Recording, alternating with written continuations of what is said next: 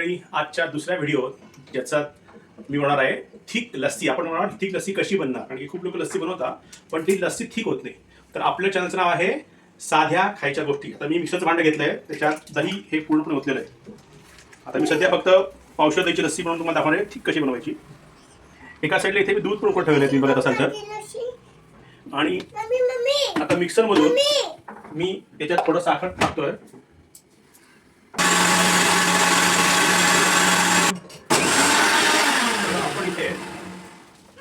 दही आणि साखर मिक्स केले, पण तुम्ही बघाल तर ही जी लस्सी आहे अजून पण घट्ट हवी, जशी बाहेर मिळते तशी झाली नाही, एकदम पातळ पाण्यासारखी.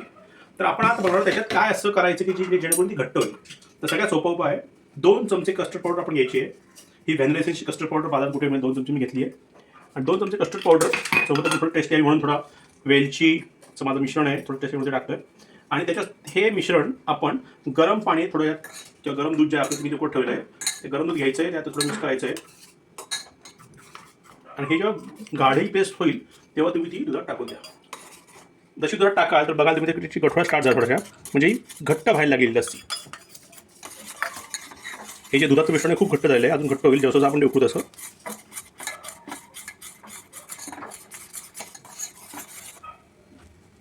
तर आता हे बघा एकदम घट्ट झालं आहे. हे थोड्या वेळात उकळल्यानंतर यात आपण काय करणार, ही थंड जी लस्सी आपली या भांड्यात आपण थंड लस्सी हे मिक्स करणार आहे. आता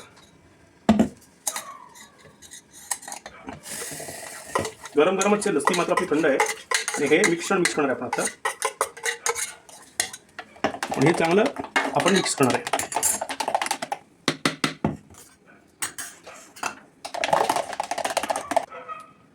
आता तुम्ही लस्सी बघाल तर अगदी घट्ट झाली बघा. मी तरी कस्टर्ड 2 चमचे टाकलं आहे, तुम्ही जास्त पण टाकू. पूर्ण घट्ट अशी लस्सी झाली, बाजूची बाहेर तशी. आणि आपण गरम दूध केलं होतं आणि लस्सी थंड होती म्हणजे दही, तरी पण ते फाटणार नाही याची काही चिंता करू नये. आणि अशा पद्धतीने आपण काय करणार आहोत, आता मला मी ते थोडं सर्व करून दाखवते कसं वाटतं आहे, जेणेकरून तुम्हाला अंदाज यायला. थोड्याच्यात मी थोडं आईस्क्रीम घेतलं आहे, आणि गरमीच्या दिवसात आईस्क्रीम नक्कीच चांगलं लागेल.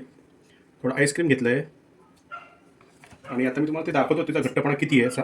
तर बघा तुम्ही पूर्ण ती अशी घट्ट घट्ट दिसते तुम्हाला बघा, क्रीमी क्रीमी पूर्णपणे. आणि आपण कस्टर्ड टाकलं आहे, अशी क्रीमी क्रीमी अशी छान झाली आहे.